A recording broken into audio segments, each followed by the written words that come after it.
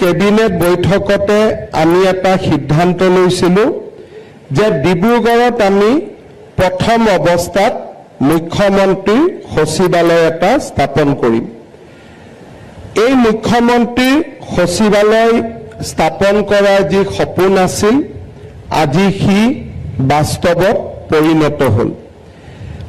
মুখ্যমন্ত্ৰীৰ সচিবালয়ৰ জৰিয়তে আমি 9খন জিলাৰ প্ৰশাসনিক কাম কাজ ডিব্ৰুগড়ৰ পৰা নিৰীক্ষণ কৰাৰ এটা প্ৰয়াস আৰু প্ৰচেষ্টা চলাম।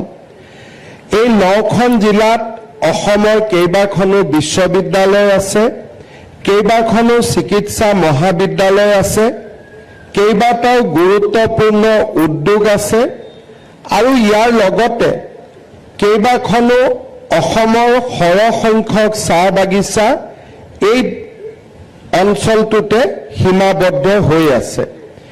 সেই দিশৰ পৰা অসমৰ অৰ্থনৈতিক, ৰাজনৈতিক আৰু সামাজিক পটভূমিৰ ফালৰ পৰা আজিৰ দিনটো অতিশয় গুৰুত্বপূৰ্ণ। এই মুখ্যমন্ত্ৰীৰ সচিবালয় আমি দিছপুৰৰ মুখ্যমন্ত্ৰীৰ সচিবালয়ৰ লগত টেকনলজিৰ জৰিয়তে আমি লাইভ ৰিলেশ্যন স্থাপন কৰিছোঁ।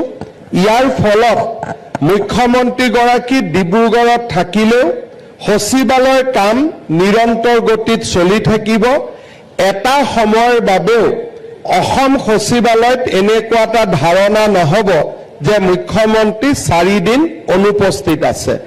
অৰ্থাৎ এই কাৰ্যালয়ত বহা আৰু গুৱাহাটীৰ কাৰ্যালয়ত বহাৰ মাজত কোনো পাৰ্থক্য নাথাকিব আৰু তাৰ ফলত মুখ্যমন্ত্ৰীগৰাকীয়ে ডিব্ৰুগড়ৰ উন্নয়ন বা উজনি অসমৰ উন্নয়নৰ ক্ষেত্ৰত, উত্তৰ অসমৰ উন্নয়নৰ ক্ষেত্ৰত ডিব্ৰুগড় সচিবালয়ত বহি তেখেতে কাম কাজ কৰিব পাৰিব।